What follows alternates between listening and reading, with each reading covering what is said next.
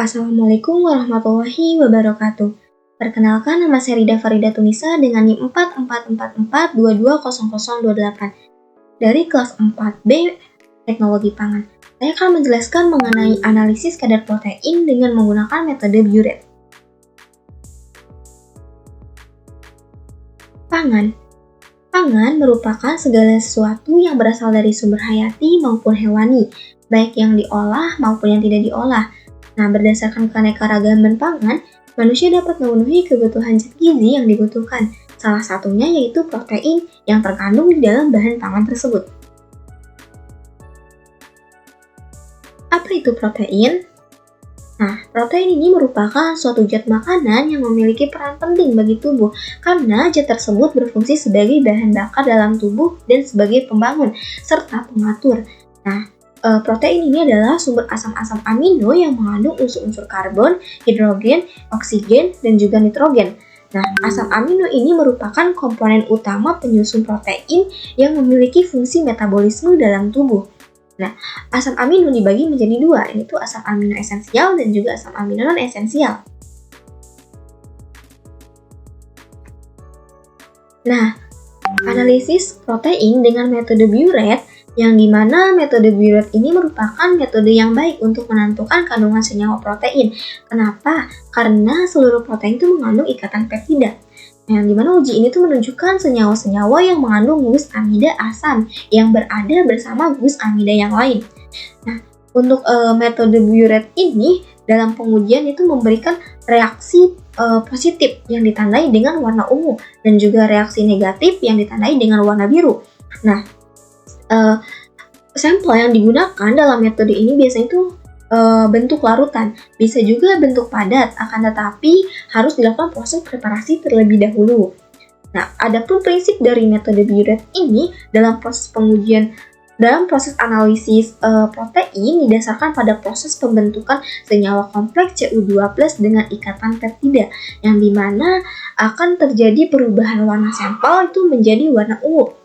Nah, kenapa bisa berubah menjadi warna ungu? Karena ion kupri atau Cu2+ itu mengkompleks ikatan peptida atau senyawa yang mengandung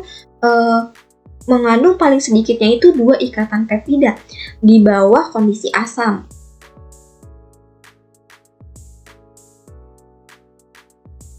Nah, untuk analisis protein dengan metode Biuret ini membutuhkan alat dan juga bahan, yang dimana alat yang digunakan itu ada pipet ukur, tabung reaksi dan rak tabung reaksi, mortar dan alu, sentrifug, kemudian ada spektrofotometer UV vis, pipet tetes, dan juga vortex. Nah, adapun bahan yang digunakan yaitu ada dalam analisis protein ini itu ada Aquades, kemudian CuSO45H2O atau vitriol biru, kemudian Biuret, BSA, KI, dan juga NaOH.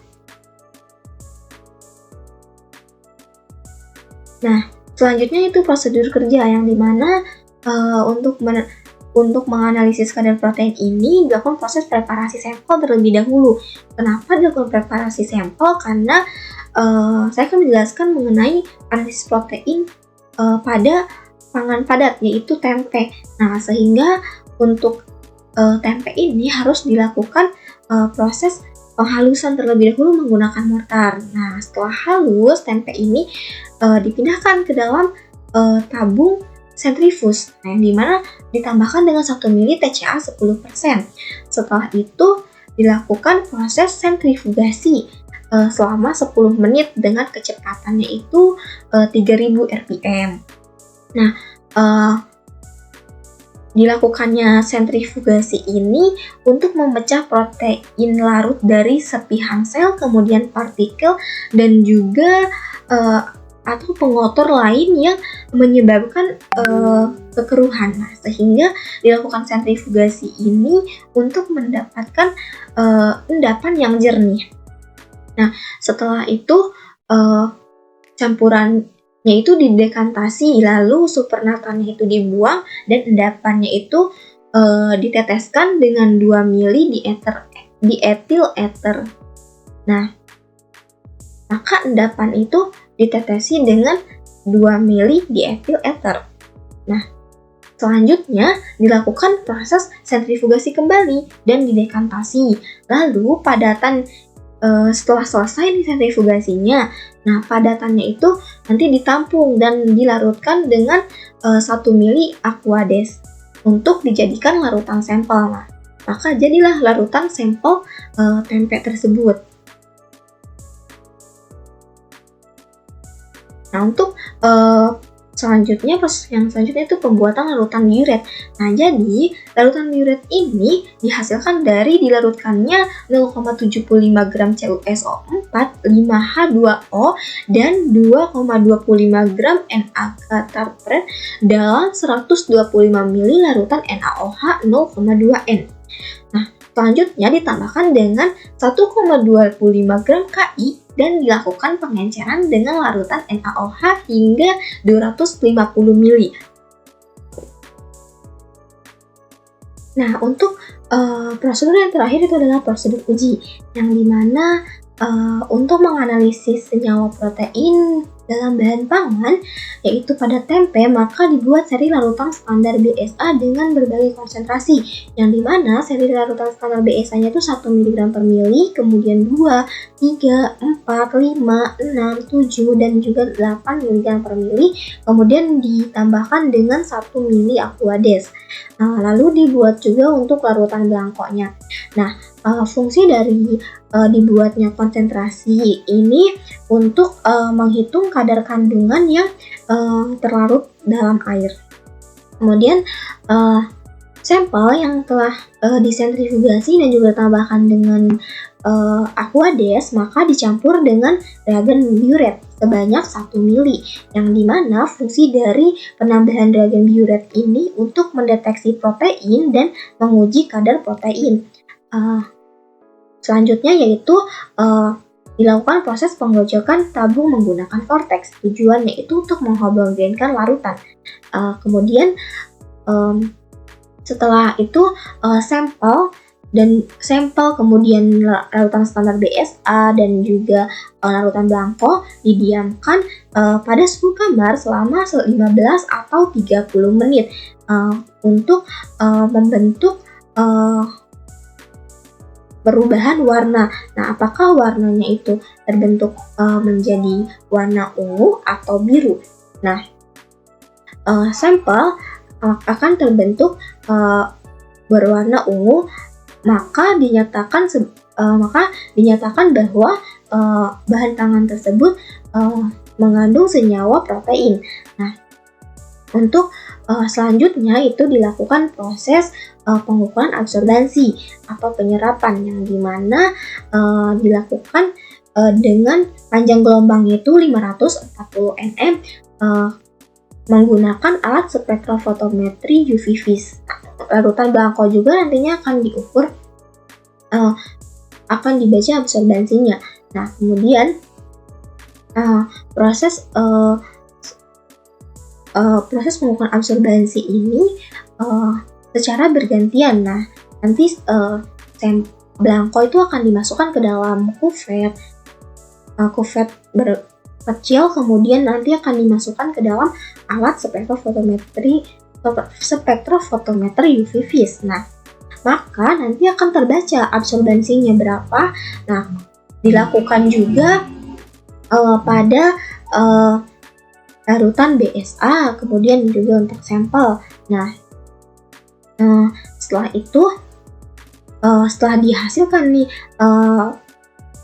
absorbansinya, maka dibuat kurva standar, yang dimana kurva standar ini hubungan antara konsentrasi dan juga absorbansi menggunakan standar proteinnya itu berupa BSA. Nah,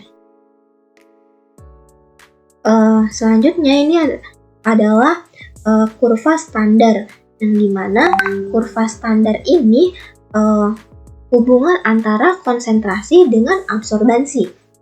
Nah, sehingga dari kurva standar ini akan dihasilkan persamaan. Persamaannya itu Y sama dengan AX min B. Nah, kemudian di mana konsentrasinya ini konsentrasi dari 1 sampai dengan 8. Kemudian untuk absorbasi itu hasil dari pengukuran absorbasi menggunakan spektrofotometer UV vis. Nah, untuk rumus dari penentuan kadar protein itu pada metode biuret ini yang dimana kadar protein sama dengan X volume sampel dikali dengan 1000, kemudian dikali dengan 50 dan dikali dengan 100%. Nah, sehingga nanti kadar protein dalam bahan pangan itu akan diketahui berapa kandungan dari protein dalam bahan pangan tersebut. Nah, untuk metode biuret ini juga memiliki kelebihan, yang dimana kelebihan yang pertama itu lebih murah daripada metode Kejilda. Kemudian prosesnya juga lebih cepat dan juga lebih sederhana. Yang kedua itu sangat sedikit senyawa pengganggu dalam penentuan protein terlarut pada metode biuret ini. Untuk kelebihan yang ketiga, bahwa metode biuret ini tidak mendeteksi nitrogen dari sumber non-protein yang lain. Nah, akan tetapi untuk metode biuret ini juga memiliki kekurangan. Nah, yang pertama, kekurangannya itu kurang sensitif dibandingkan dengan metode Lowry. Nah, yang kedua itu kekurangannya apabila terdapat garam amonium dalam konsentrasi tinggi maka dapat terganggu. Yang ketiga itu warnanya itu kadang berbeda untuk jenis protein yang berbeda. Nah, misalnya pada gelatin itu memberikan warna ungu kemerah mudaan. Nah, itulah kelebihan dan juga kekurangan dari metode biuret ini.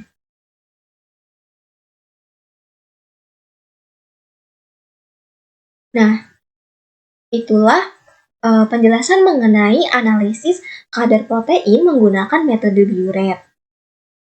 Kurang lebihnya mohon maaf, dan mohon maaf apabila ada kesalahan.